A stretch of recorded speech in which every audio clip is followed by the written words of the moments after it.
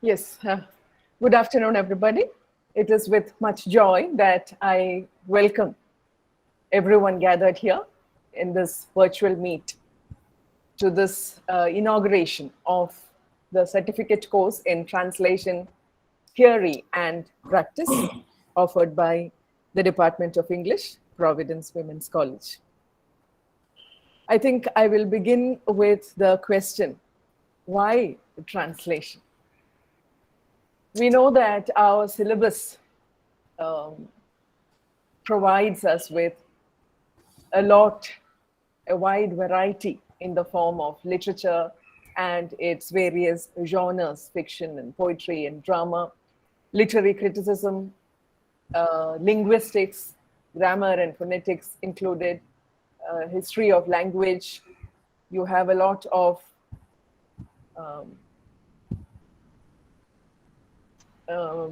gender studies, political studies, studies related to power, cultural studies, and so on.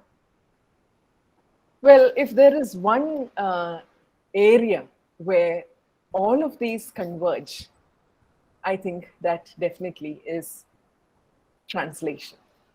Translation studies and practice is definitely a confluence of literature, literary criticism, linguistics, history, politics, culture, and everything that comes within the ambit of our studies.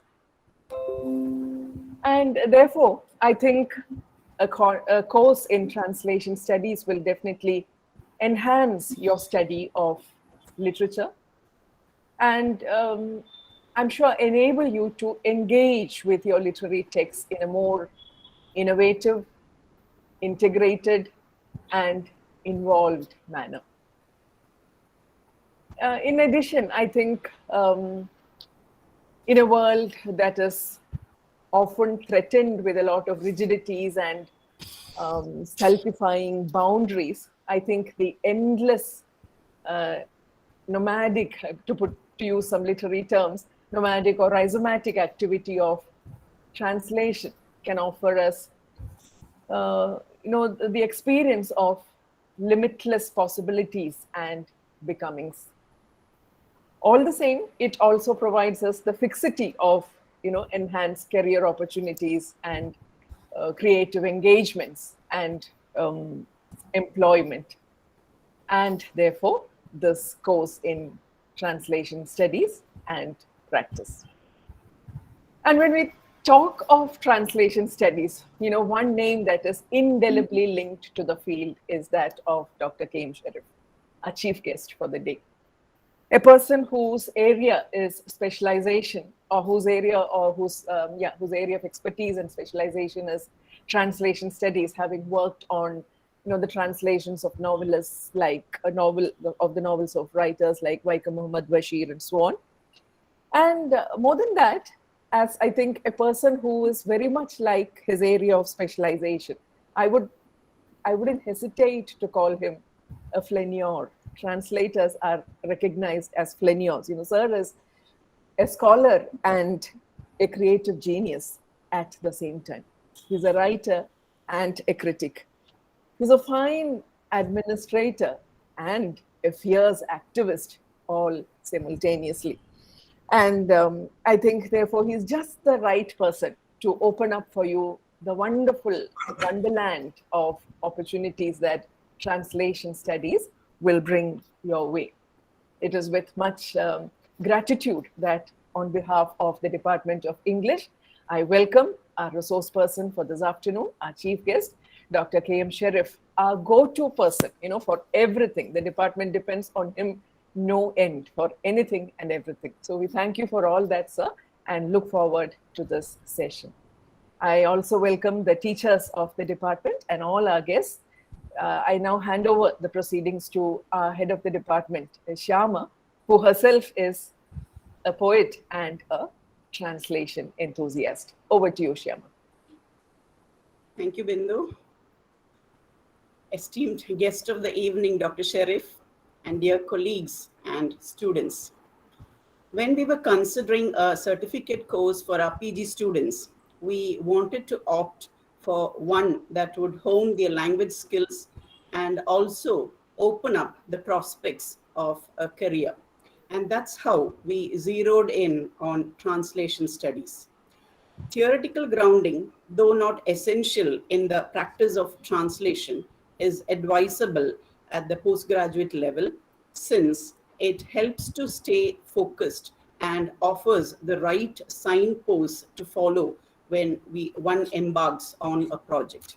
On a personal note, as Bindu has already mentioned, translation is a linguistic and creative endeavor very close to my heart, and I have tried my hand at it, posting the results on FB and in WhatsApp groups.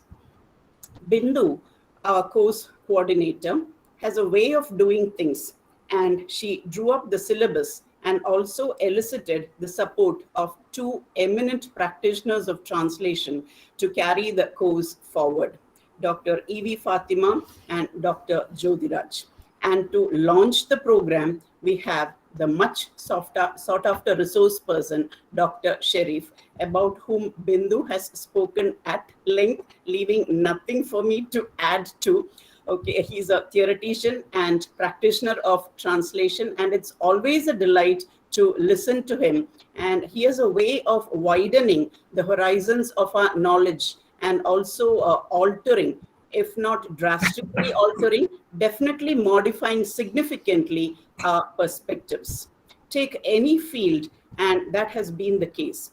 We had the opportunity to listen to him on various occasions previously, but at Providence, we had the opportunity to listen to his suggestions and exquisite way of probing the nuances of diverse topics as presented on the occasions of the synopsis presentations of our research scholars. That being the case, sir, we are all eagerly waiting to listen to your presentation and the deliberations that follow. Thank you, dear sir. And thank you, one and all. Over to you, Bindu. Well, I will not come in between sir and the session. So over to you, sir, now.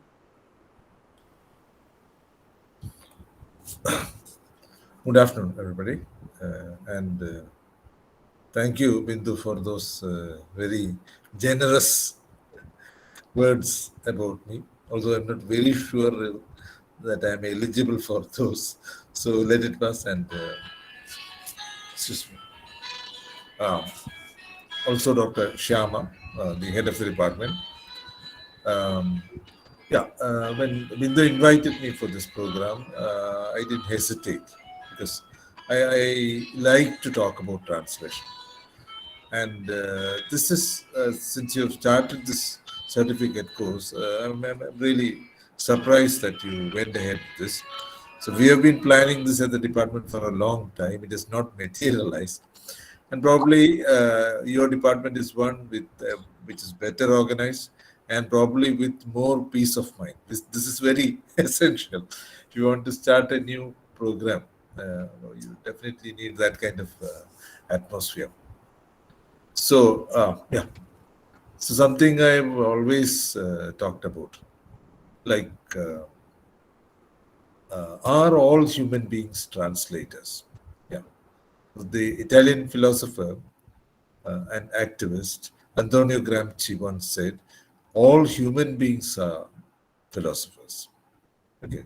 Now, are all human beings translators? I'm just putting this question across so that people who are frightened of translation do a rethink.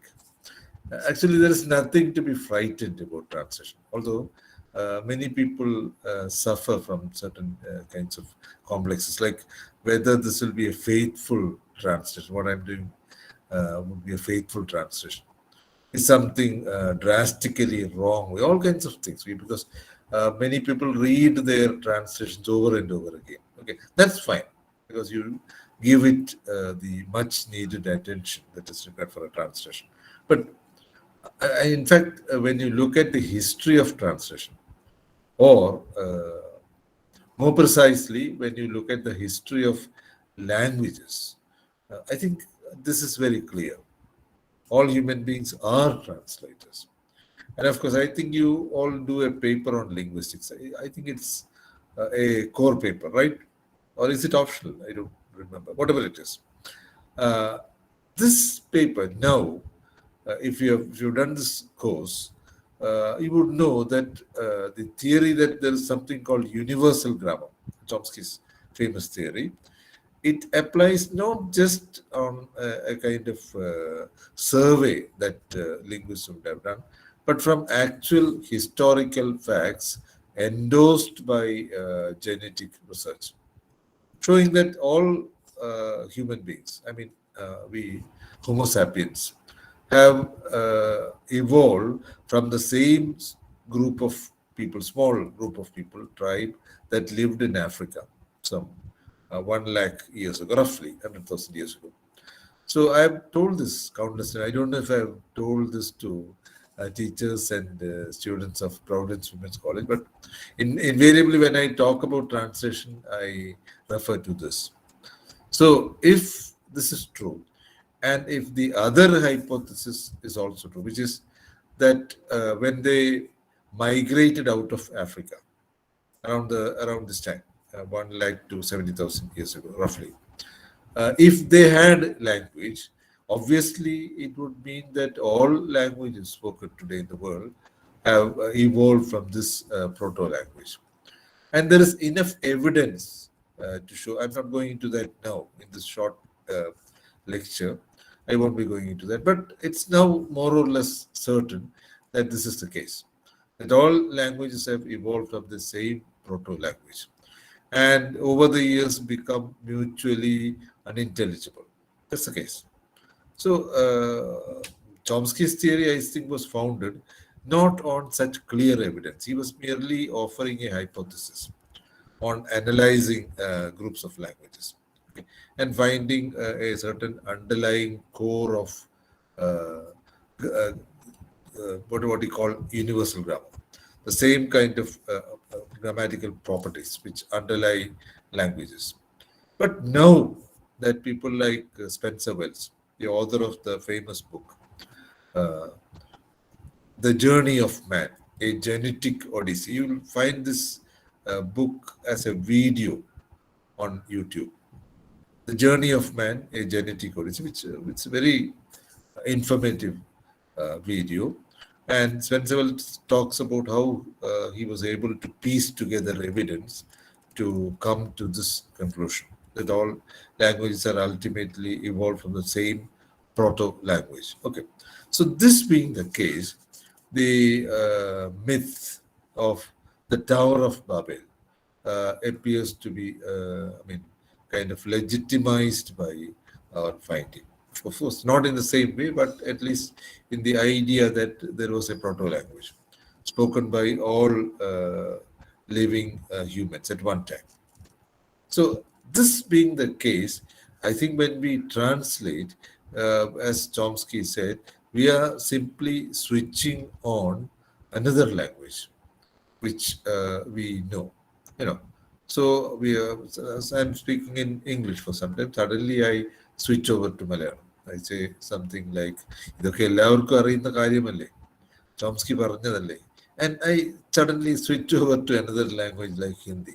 ये सब जानते हैं, etc., etc. So this also depends upon the number of languages I know, number of languages I am competent in. And I do this. No, please note the point. I do this without referring to any encyclopedia or dictionary or thesaurus, nothing. I offer this offhand, yeah, because I have some knowledge. I've spoken Hindi, and of course, Malayalam is my first language. So offhand, I can offer a translation of sentence. This may not be possible if we are talking about a topic which is more complex, which has certain technical terms associated with it, which not everybody knows.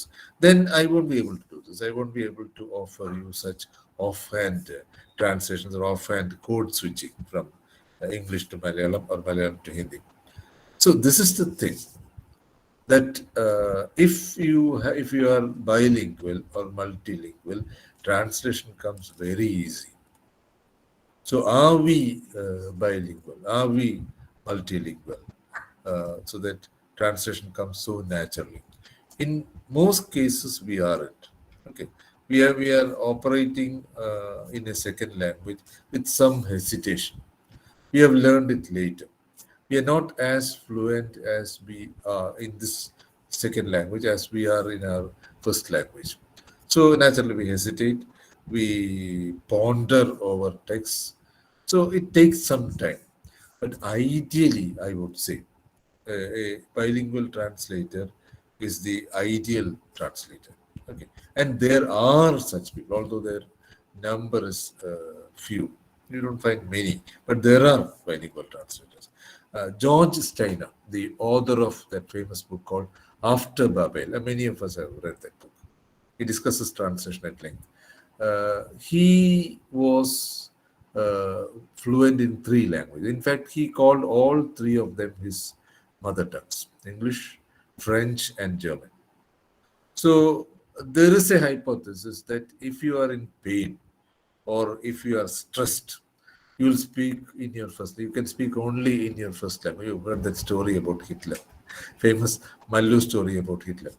So a demob soldier said that he had seen Hitler in Africa, and not only that he had seen them, he had nearly captured him because one day when he went out on a small detour, a person suddenly appeared, and when he saw the soldiers, he raised his hands and said, "Ayo, എന്നെ ഒന്നും ചെയ്യരുത്," in Malayalam. So the listeners asked him, how can Hitler speak in Malayalam? And the soldier said, 303 ചൂണ്ടിയാൽ Hitler അല്ല Hitler അപ്പനും മലയാളം പറയും. So this is a thesis that, yeah, people are, I mean, of course, Malayalam was not Hitler's mother tongue, but the idea that when you are stressed, okay, you tend to speak in your mother tongue. Okay, this you can try out here.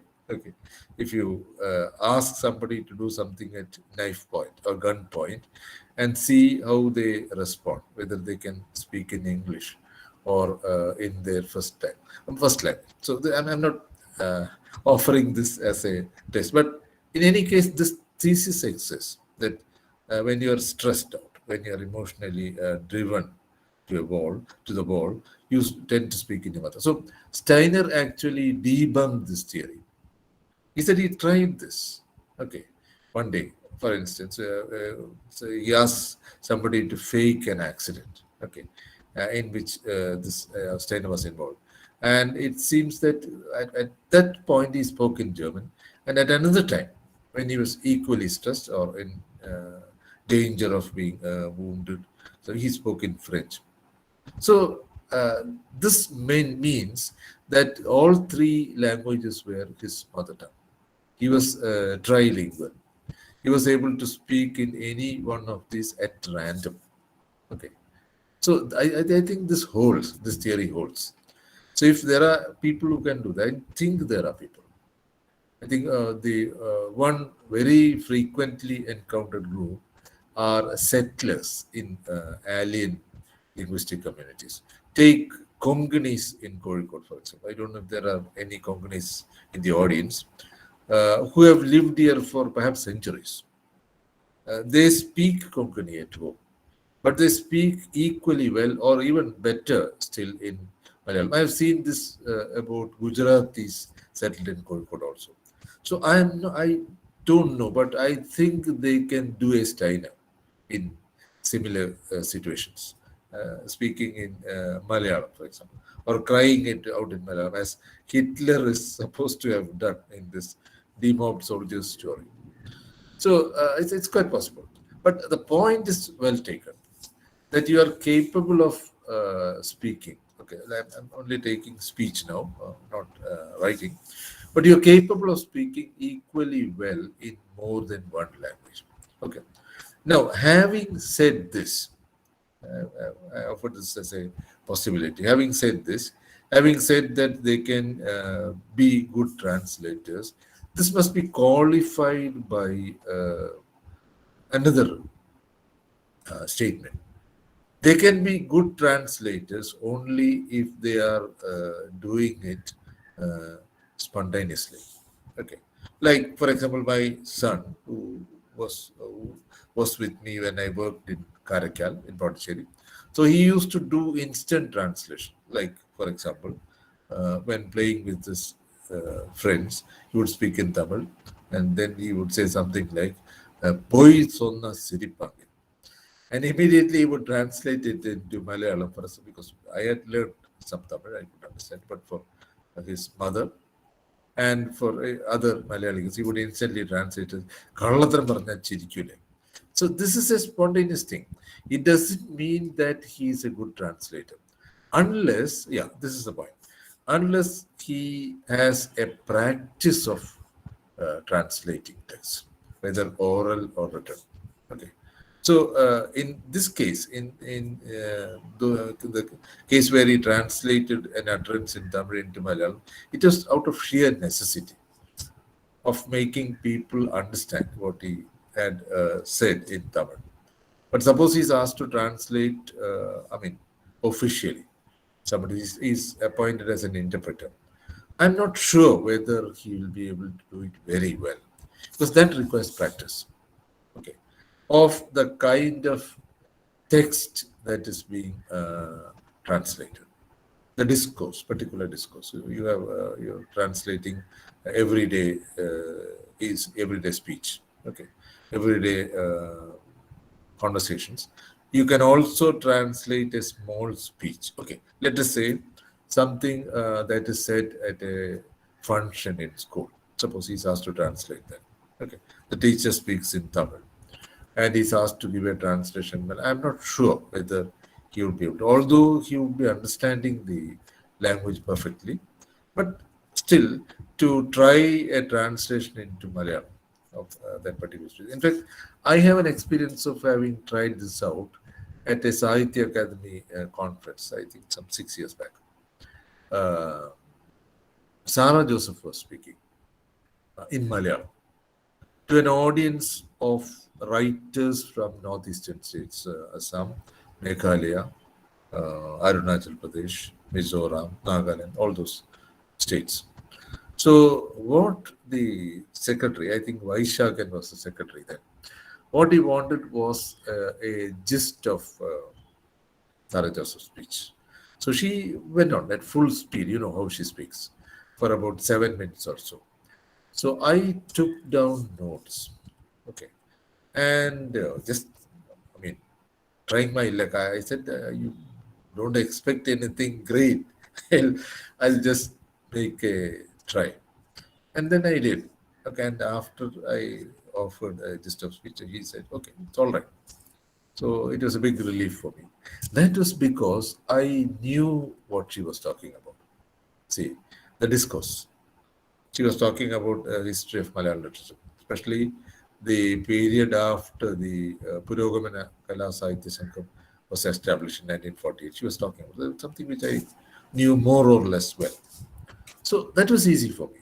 But if somebody speaks about COVID-19, yeah, a doctor, for example, although I have read some literature on that, I'm not on very sure ground.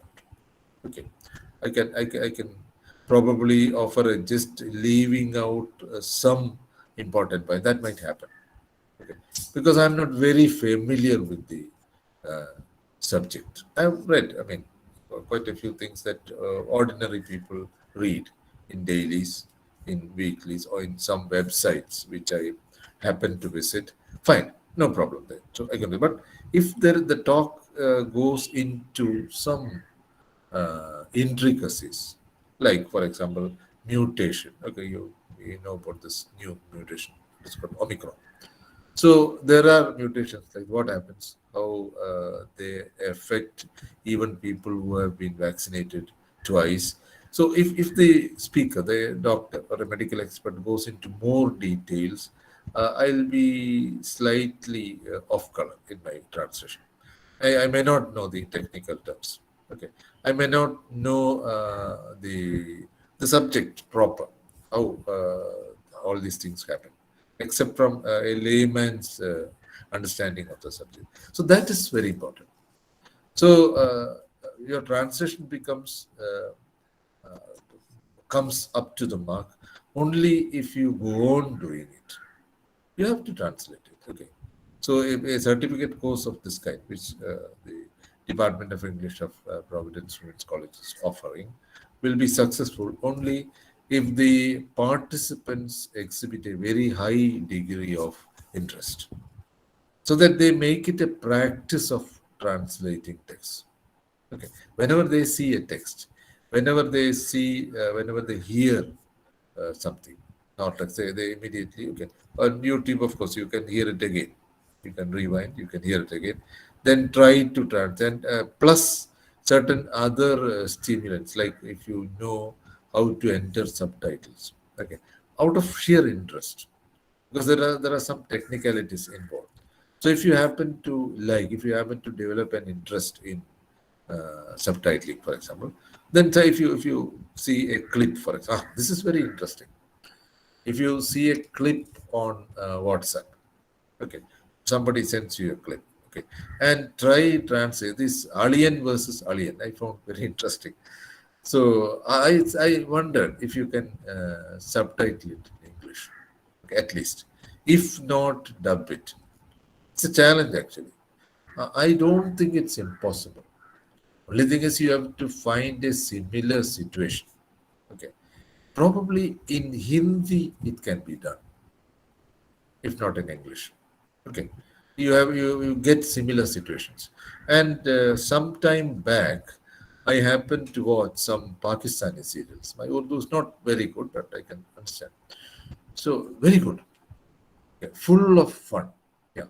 And even from the feminist angle, interestingly, a country like Pakistan, well, such things were discussed. For example, a father's woman colleague, ringing him up, and a small fuss in the family, and then the father telling the girl to be careful when she went out. So all this very interesting. So what you find in some Malayalam scenes, but not in many, in any case. So I thought, why not try to uh, offer subtitles for a small 20 minutes episode.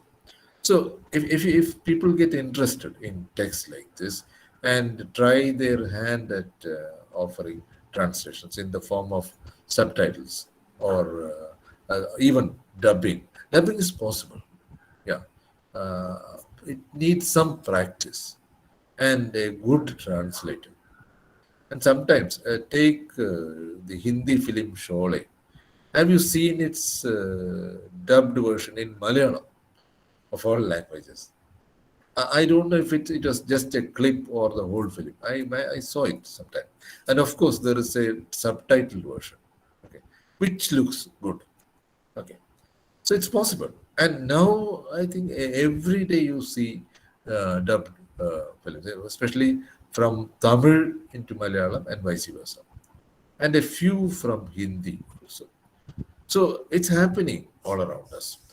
And if you develop some, of course, translating things like news or technical translation is not so interesting. But if you see a film which is full of very dynamic conversation, okay, and if you also face challenges like, for example, translating conversations probably will not help sometimes in understanding the film, okay, such as if you see a monument shown, there must be some meaning in that. For example, if you see the Twin Towers, a file photograph of the Twin Towers of New York, which were destroyed in the bombing in 2001, that might have some significance in the film. And an American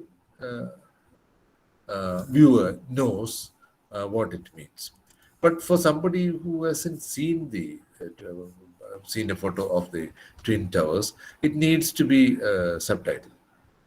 Twin Towers of New York, file photograph, which were destroyed in the 2001 bombing, file photo. Okay. Similarly, many of our uh, monuments, buildings, okay, take the Guruvayur temple, for example. There was a post in WhatsApp yesterday. Okay. With that underlying idea, Guruvayur Ambala Nadayil ഒരു ദിവസം ഞാൻ പോകും. Gopakumaran, which is not stated in the post, but that is the thing. And the photographers show. So many things where you need additional information, okay, which is also translation. So suddenly you grow interested. Okay, what can be done? How can you make this film legible to an audience? And many of the films that we see, which have subtitles in English, for example, that Korean film, Parasites, it was a hit. Many people, thousands of people saw it in a day on, I think, this portal, Netflix. So, and there you were interested in it. Some of the things which were shown were not immediately accessible to the audience.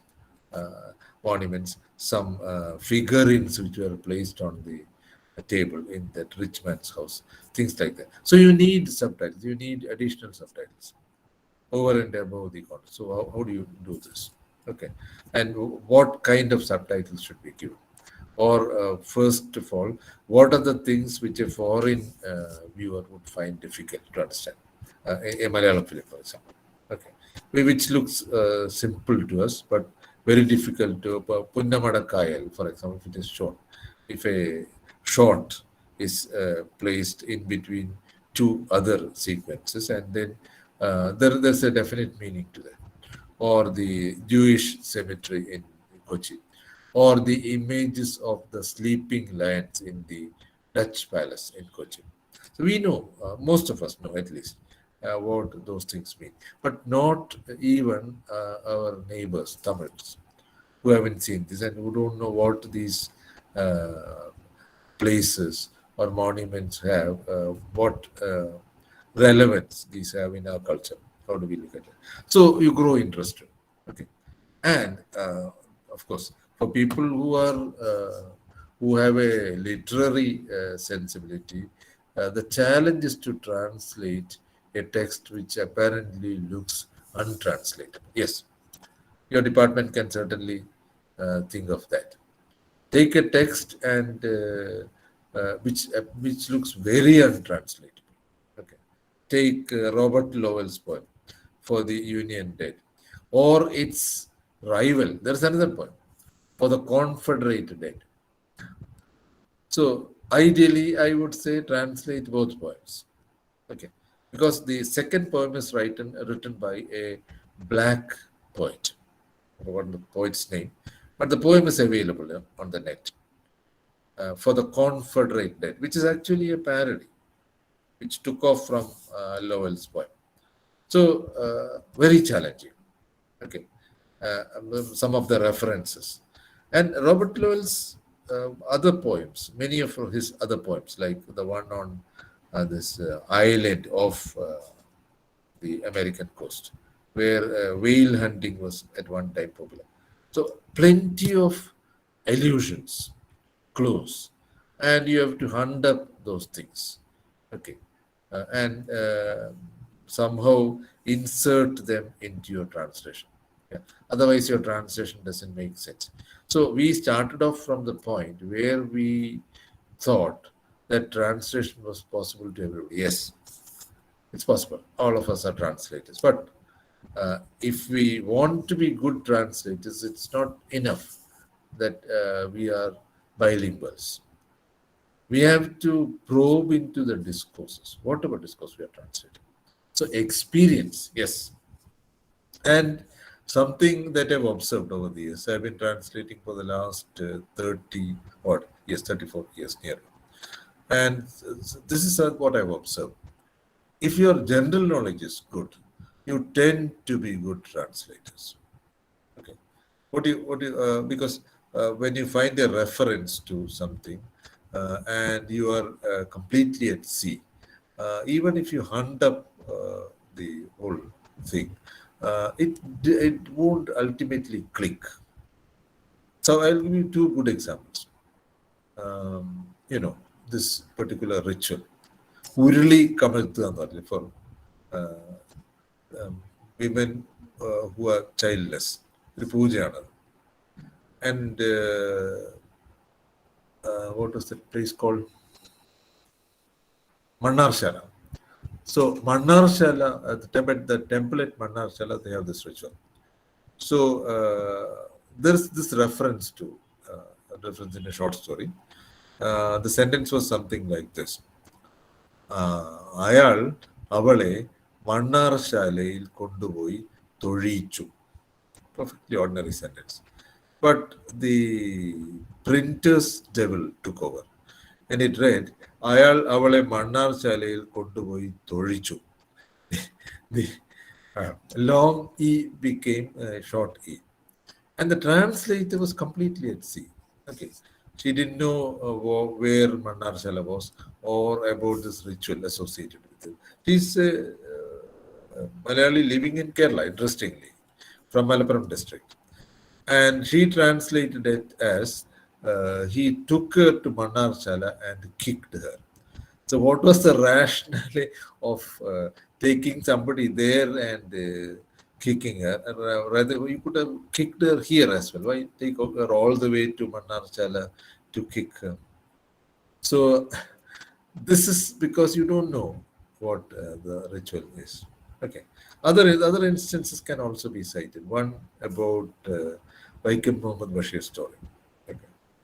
A story in which his well-known character, Ettugali Mammun, is presented.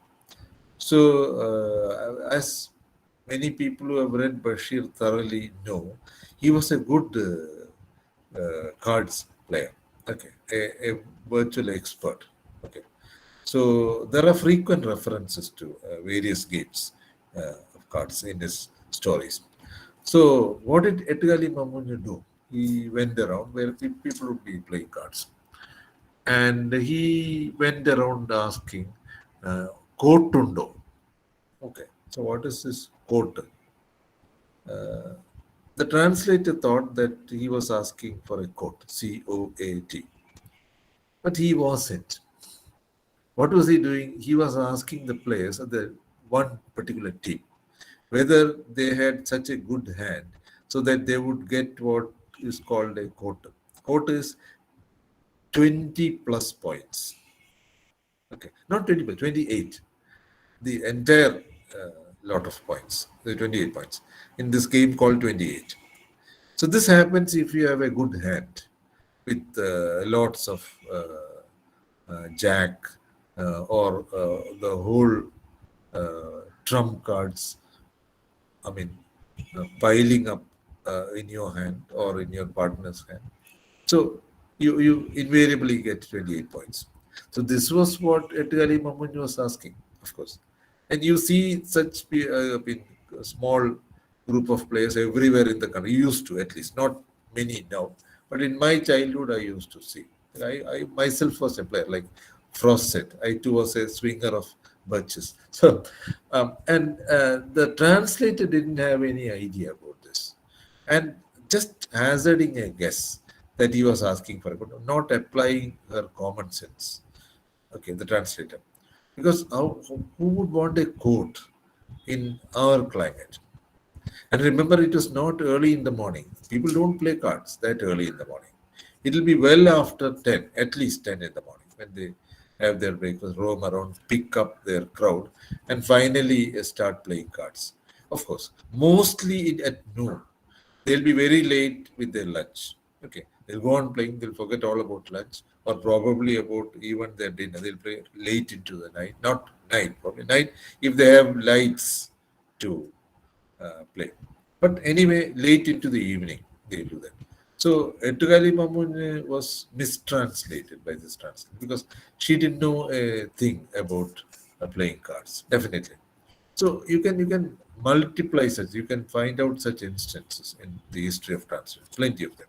Okay, what we normally call howlers, translation howlers. Not many. All these are the result of the translator's ignorance of the particular discourse in which this text is located. So there is no other way unless you're familiar with the discourse. Okay, and of course anything. If you are talking about this, yeah, I translated a small part of Sizek's book on COVID-19, published I think early in the days of the pandemic. So I had a tough time because Zizek talks with his tongue in his cheek. Okay, and when I finally came out with it, I was not fully satisfied. People said, okay, it's a good translation, but especially where he talks about communism. He, at one point, he talks about it in terms of control. Okay. At another point, he talks about it in terms of popular mobilization. And these two things are switched one after the other. And then you don't know what he exactly is he's driving at. So this happens. I hazarded it only because nobody else had done it. Book was getting popular. I thought at least a small part I could do. So I attempted it. So there you are. So for complicated texts, okay. For theory, yeah, have you? I think people have wondered why we don't have good translations of theoretical texts. Even translating Aristotle is tough. You think he has been around all these years, last 2,300 years, and discussed over and over again. Why don't we have a good translation? This is the thing. Okay, and some of his theories are sometimes in slightly garbled form. Problem would be the English translation in the first place. Okay, you can't say that the English translation is perfect. Perhaps, especially I found this reference to the three unities. It occurs in one small part of the text, and that too not in a very clear form. Of course, he talks about unity of action. But the other two unities, we had a discussion in the department about that. So it was a tough job locating it in the small text called poetics. We did finally, and I stood for I said he didn't talk about three unities. It was the neoclassical uh, authors, theorists, Castelvetro, all those people, who insisted that there should be three unities for a play. Aristotle didn't. Even after reading that portion, I said that Aristotle was very vague about that. The problem is probably the translation. I think so. This is the case.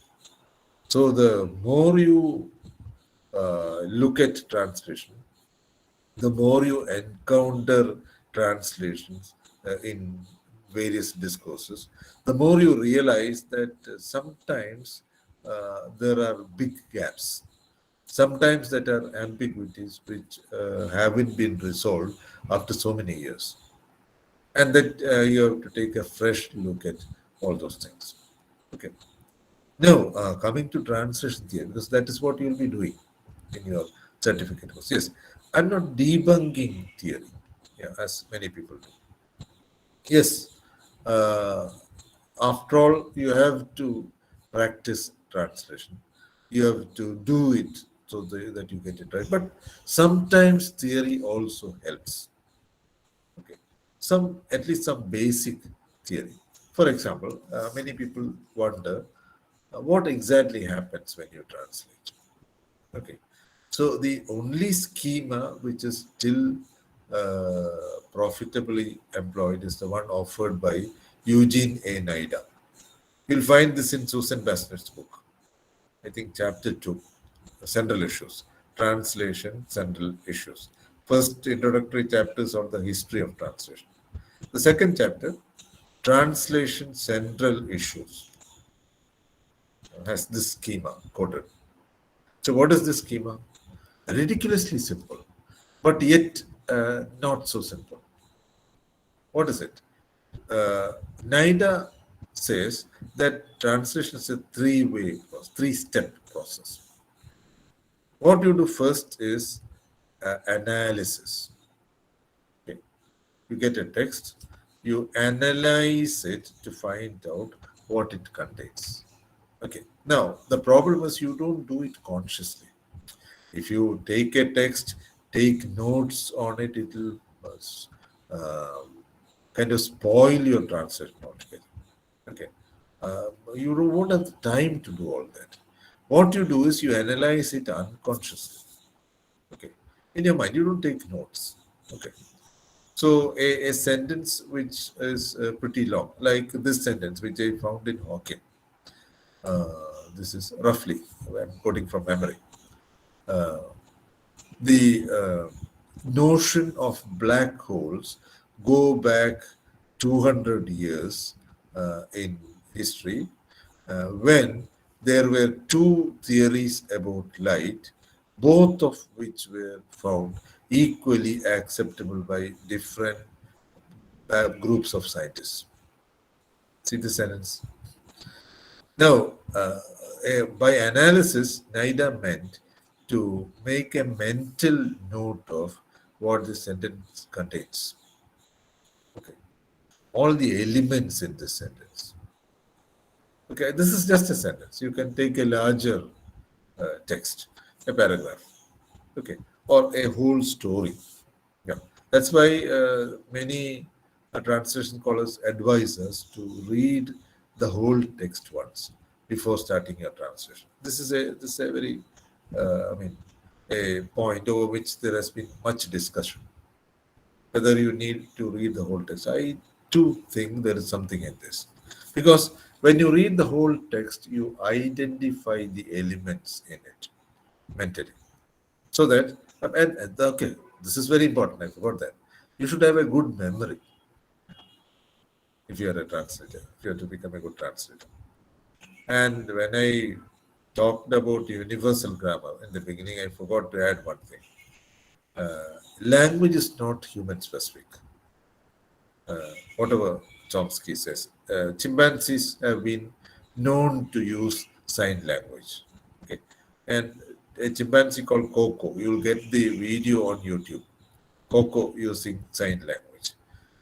Coco was able to use as many as 800 words. He had an 800 word vocabulary, and he could make effective sentences like "I need a banana," or "I need," even something like "I need one more banana."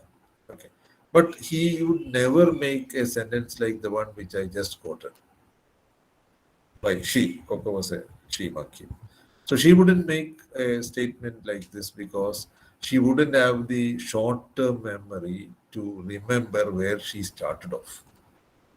We have. We can produce even longer sentences and still at the end of it be perfectly on show ground. We won't lose track of where we began, right? So this is very important. You have a perfect memory of what you have read, and even a novel you can remember. Yeah. Only thing is you may not be able to reel off everything at one go, but at the slightest prompting from somebody you'll remember.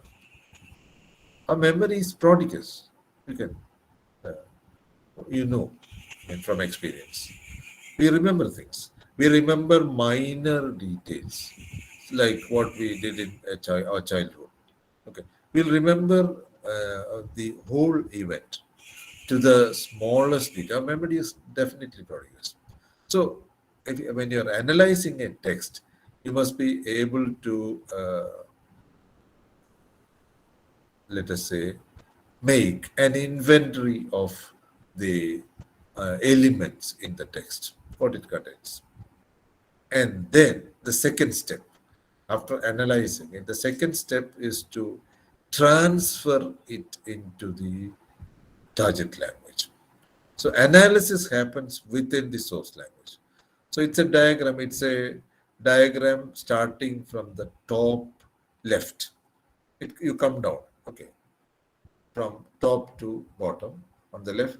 Then you move horizontally, then up. The third process is restructuring. So analysis, transfer, restructuring. So when you transfer it into the target language, you have a rough draft in your mind.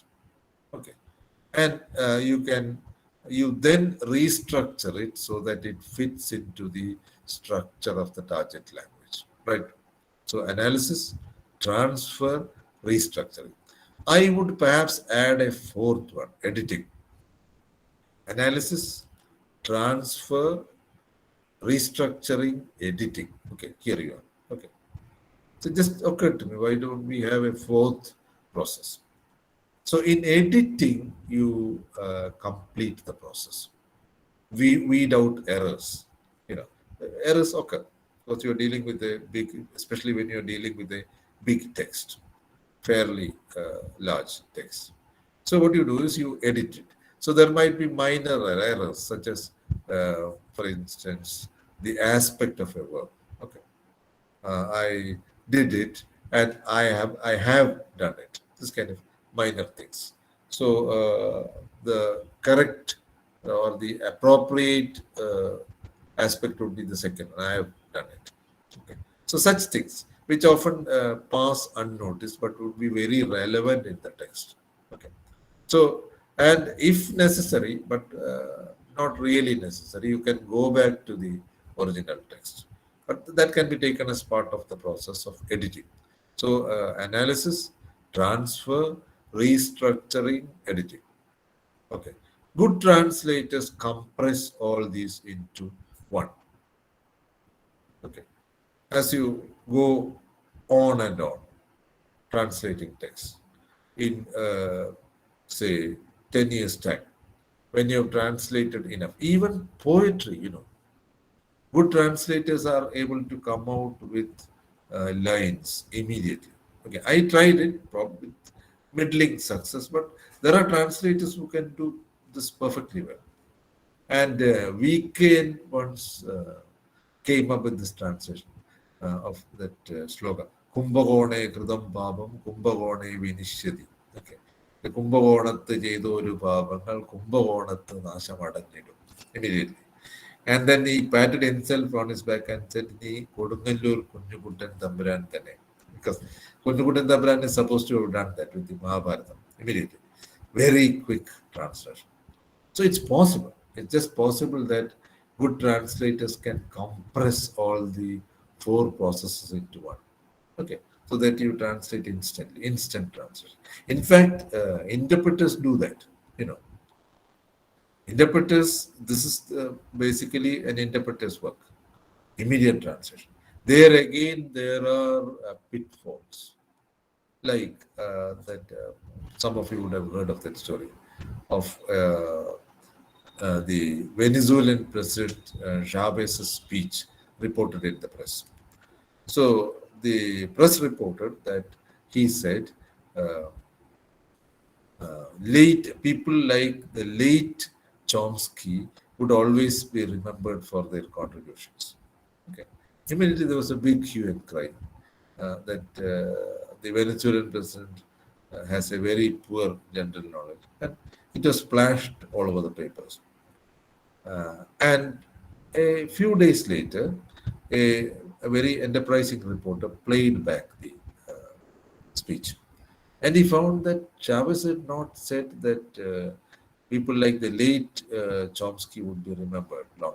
What he had said was, people like Chomsky would be remembered long after their deaths. So see this. And interpreters do make such mistakes, blunders, of course. But it wouldn't come out mostly unless some particular diplomatic issues are involved. Then, of course, they would be careful. They'll ask the person again. And then the interpreter would be conscious. He'll check again, and if there is a correction to be made, he would do that.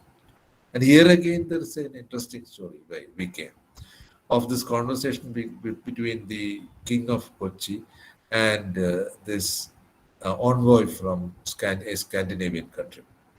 So they were conversing, and the king said, after all the preliminaries, the king said something like "Murko," and the interpreter translated it as, "Okay, what a fine day." Okay, you don't have, and then it went on like that. The interpreter would translate the Scandinavian envoy speech into very commonplace conversations in Malayalam. Okay, such as the envoy's daughter was also with him. So the king, in typical Malayali fashion, asked, "Molayirikkulle, Therandu." So in those days it was common. We don't do that now. We don't ask people if their daughters have come of age. It's not polite. But in those days it was. And then the envoy very politely translated this as I suppose this is your daughter. Uh, she looks very smart. He didn't translate Terendu. So this is a very interesting story. The conversation went on and on.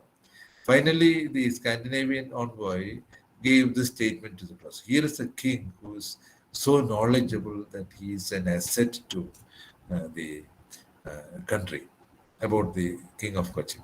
So such very enterprising interpreters also exist. But the point is that they have to do it so quickly. They don't have any time for it virtually. And other complicated processes like real-time subtitling, even more difficult. Like you hear somebody speak and you have to enter that as subtitles immediately, real-time subtitling. More difficult because if you are speaking, and now they have found a shortcut for that. The interpreter would first interpret it, and then the computer would automatically translate it into subtitles. Now it has been told. The British Office of Communication actually started this process. Okay, when it was launched, it was such a tough process. Now, of course, they have simplified it.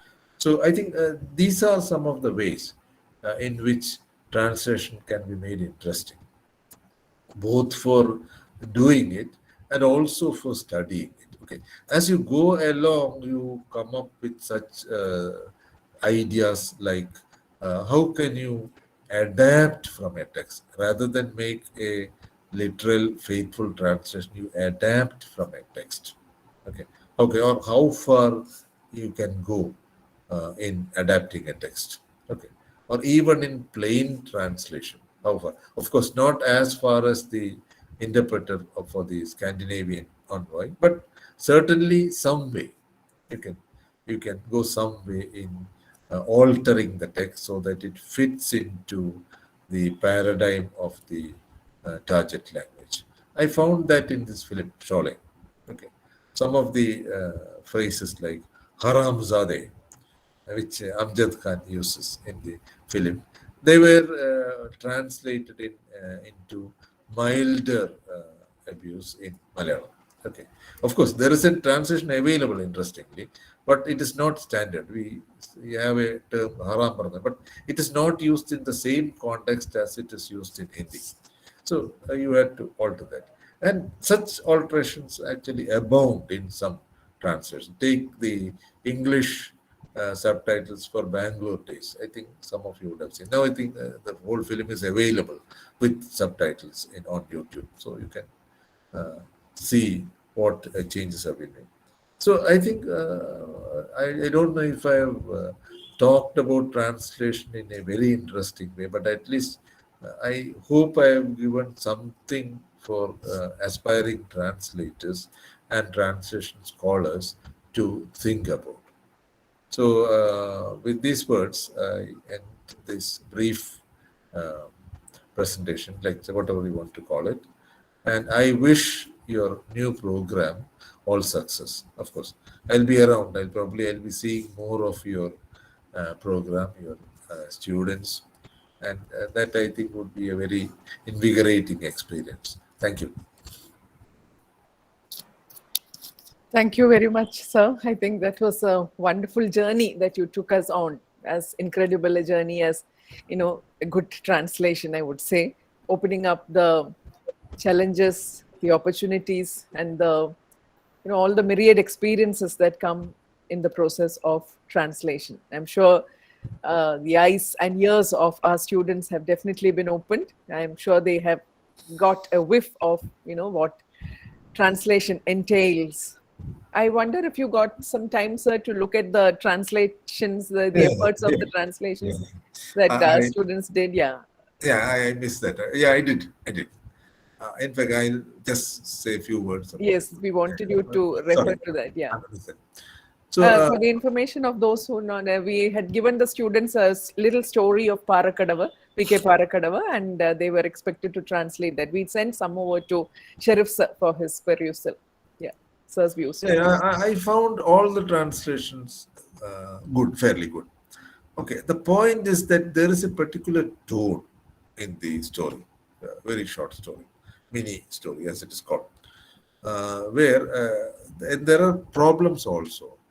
The idea of selling your grandmother slightly exaggerated, and it doesn't have probably the kind of fantastical touch which you have in Kafka. Yeah, Kafka has plenty of stories like this. Okay, so that it doesn't go that way. It's a very plain kind of statement. Okay, I had an occasion to compare this with something that I wrote. This is just offhand thing, not any big thing. And this actually was from an episode in my own life. Because one day, just to have some fun, my wife said, "അതാ ആക്രിക്കാരൻ നിൽക്കുന്നു. നിങ്ങളെ കൂടാതെ വേറെന്തെങ്കിലും കൊടുക്കാനുണ്ടോ?" So good joke. So I turned it into a small story and then subsequently into a screenplay of, a person my age, just going to a junk dealer's go down and lying down as junk. So that aspect of the agent being considered junk is there here in the story. Okay. And it's narrated in a peculiar way. There is no humor as such. Okay. It's narrated in a very matter of fact way. And the idea of a television or a lamp, about, in fact, the internet, The laptop. internet offering you stories and behaving like a virtual grandmother. Okay. Then there's something in that. So the idea was to bring out the same kind of tonality in the translation. That was one thing. And I think a couple of translations did that well. The other problem was with certain terms like akrikara. Okay.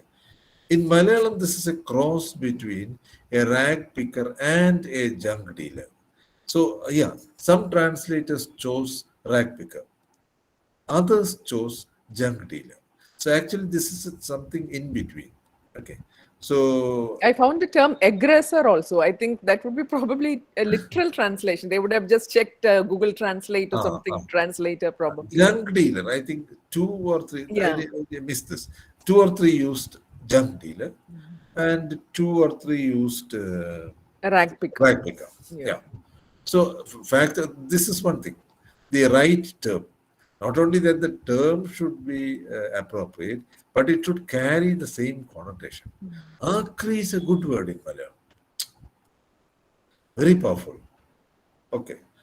Lots of things, not just the physical process, the idea of waste. Okay. The similar word in Hindi is kabadi. Okay. Kabadi is a person who buys things like old newspapers and various other kinds of junk. There is a story by this name, by Anand. Okay. I mean, that was a kind of philosophical story, much beyond the ambit of this small story by B.K. Parakarov. But then look at the words. Kabadi in Hindi, Akri in Malay. I don't know its source. I've been trying to find out from where this term came. It's not definitely a Dravidian term. It must be from some other source. Okay. So I think most of the translators were able to get at the story. Yeah, if you can use that term. But probably it can be improved. One or two I found really good. The tonality has come in well. And another problem was this idea about extending your hands to pick up children. രണ്ട് കൈയും നീട്ടി in the story. So that kind of that's a particularly Indian or Malayali kind of gesture. രണ്ട് കൈയും നീട്ടി കുട്ടികളെ എടുക്കണം. So that most translators had a problem with. How to do that? Okay. Do you say extended arms? Okay. Or simply something like took him in her arms, which is neutral in English. It doesn't go as picturesque as this extended. രണ്ട് കൈയും നീട്ടി. So all these are minor issues. The most important thing is to get at the story. It's the actual tone of the story. That's it. So And what about the other words which many of them have translated either to pitcher or goblet, the kindi there in the story? Yeah, How would you have translated that word if you were doing it? Uh, yeah, I could have tried to find it because collecting junk is now not I mean, an ordinary process in Western societies. You just throw it into the bin, and junk collectors collect junk from it. You don't. I mean, you're not visited by junk dealers. I don't think so. Yeah. It's not. It's just not there. Yeah. So these items you can, of course, find words. Okay, Right. the goblet, whatever, all the other possible words you can find out. But again, the idea is that its connotation should be lost. What it means actually. It's also a ritualistic object. Yeah. Yeah. Okay, all those things would be lost in translation. Okay, that's again a problem in translation.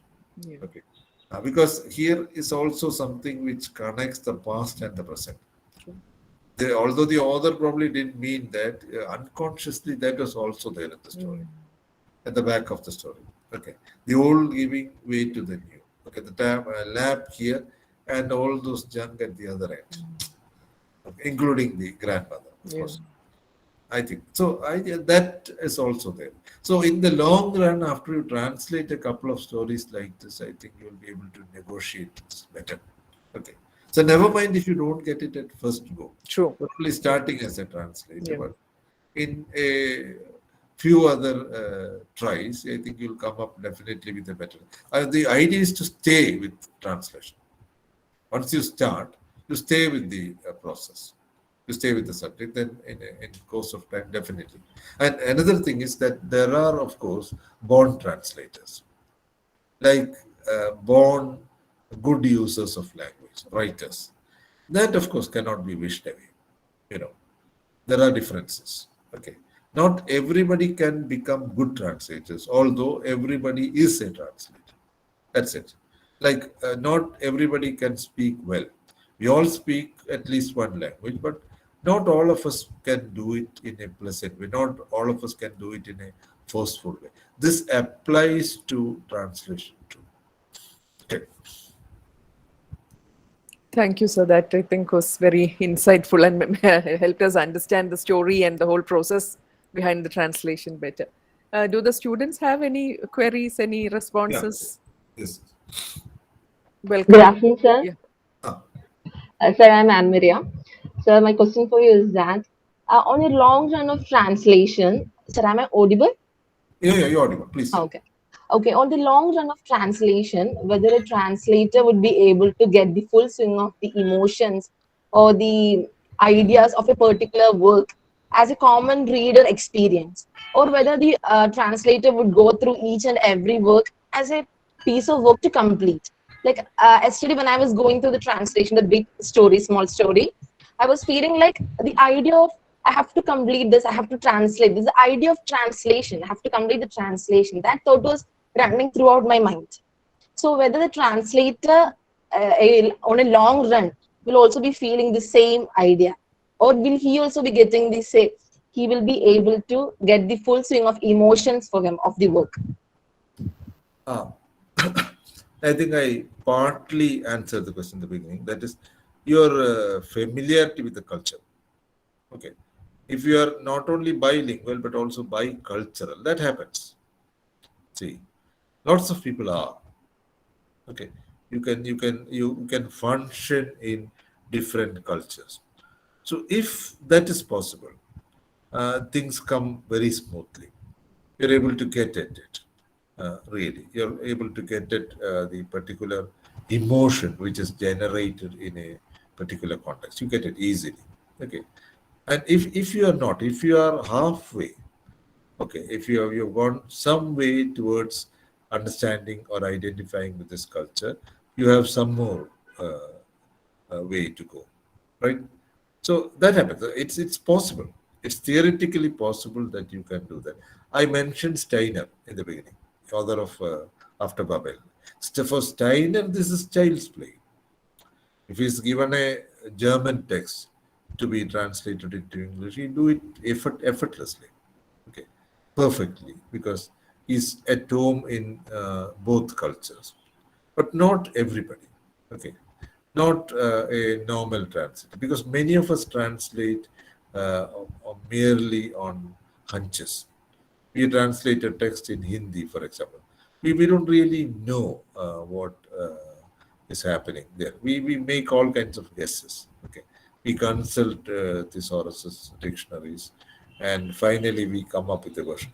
The thing is, if you have a co-translator from that culture, that would go a long way in producing a good translation. Just as if you have a co-translator in translating a text in a discourse, which you're not very familiar with, like COVID-19 that I mentioned.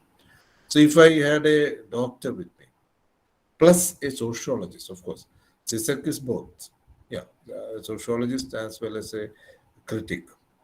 So if I have somebody who has read CISEC, so who knows him probably in and out, then I am on very sure grounds for my translation.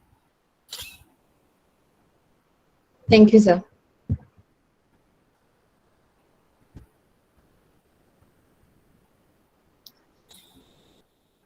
If there are no other questions, probably we can wind up. Sir has, I think, spent a good deal of his time for us, and we are extremely grateful to you, sir, for that. I think I will invite Minu to propose the vote of thanks. Warm evening to all. On behalf of MA English Literature Department, it's my privilege, my immense pleasure to deliver this vote of thanks for this event. And of course, it was a wonderful evening. We spent enough time with you, sir, and with all my gratitude, my respect, I would like to thank our chief guest, Mr. Sheriff K.M., Associate Professor of University of Calicut. Thank you, sir. Thank you, really. It was an amazing time. We really had many questions.